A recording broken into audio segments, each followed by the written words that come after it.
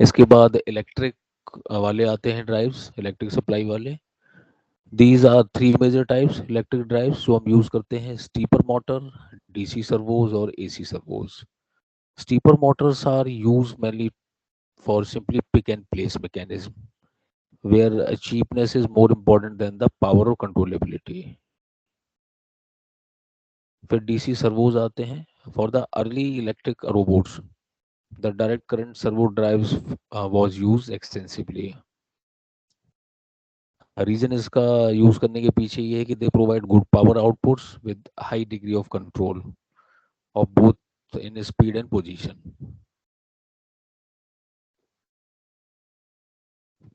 इसके बाद एसी सर्वोज आते हैं।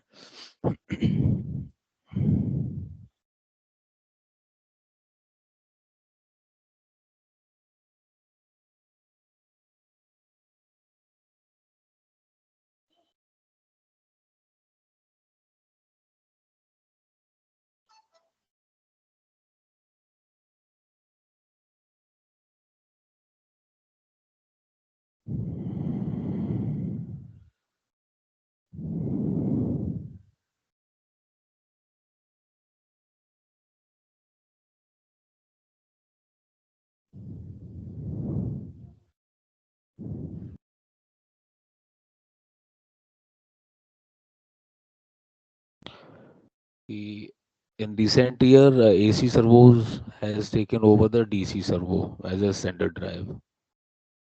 So these modern motors gives higher power outputs and are almost silent in operation.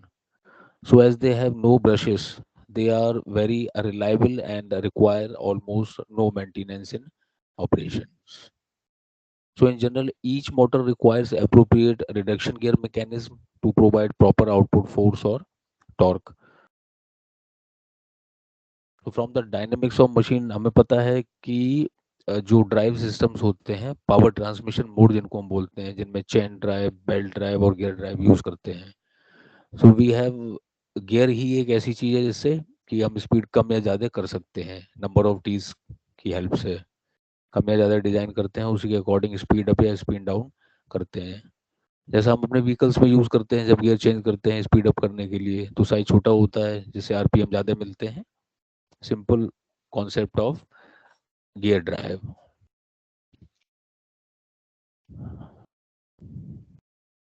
So in an electric system, a servo power amplifier is also needed to provide a complete actuation system.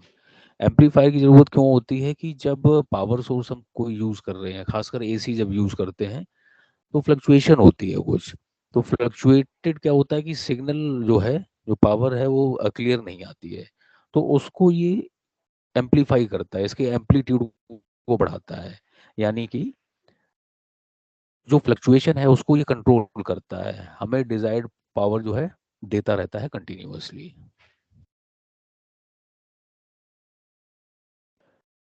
एक robot का नाम यहाँ पर दिया हुआ है, maker 110 IS। ये जो है इलेक्ट्रिक ड्राइव रोबोट है। So electric motors can also be use to actuate linear joints, खासकर टेलीस्कोपिक आर्म के लिए यूज किया जा सकता है, जिसमें मैकेनिज्म हमें लगानी पड़ती हैं, पुली सिस्टम हो गया या फिर कोई और ट्रांसलेट करने की मैकेनिज्म डेवलप की हो। ये फिगर है जो इलेक्ट्रिक सप्लाई या इलेक्ट्रिक उसको रिप्रेजेंट कर रहा है कि इलेक्ट्रिक सप्लाई रहा, पल्सेस आती हैं फ्रॉम द कंट्रोलर। ये इलेक्ट्रिक मोटर रहा जो इसे पावर प्रोवाइड करता है, और ये मोशन होते हैं। बेस फिक्स रहा, एक एक्सिस पे रोटेट करेगा और मैनिपुलेटर को डिजायर्ड मोशन देगा जो हमने डिजाइन किए हैं। एडवांटेज जो है इलेक्ट्रिक की, वाइट होते हैं, शोर नहीं होता है इनमें, बेहतर रीडिंग बता रहा हूँ, बेहतर आउटपुट देते हैं, the precise output, less floor area चाहिए होता है इनके लिए, क्लीन एयर इन्वायरमेंट। तो इसका precise, less space area and clean air environment चाहिए होता है। एंड इलेक्ट्रिक पावर जो है readily available, so it depends कि पावर अवेलेबल है या नहीं। इन्वायरमेंट कम डर्टी होता है इसमें। Now some of the disadvantages also there.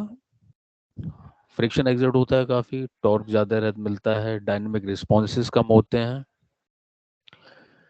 Conventional gear driven creates backlash, मतलब जो टाइमिंग्स में डिले होता है, एंड लार्ज और heavier motor must be use which is costly, and output power relative to weight is low, and compliance and the wear problems causing inaccuracies. तो ये challenges हैं, those are being or getting overcome जैसे जैसे design modifications हो रही हैं और बेहतर बन रहे हैं, इनमें ये कम होते चले जा रहे हैं।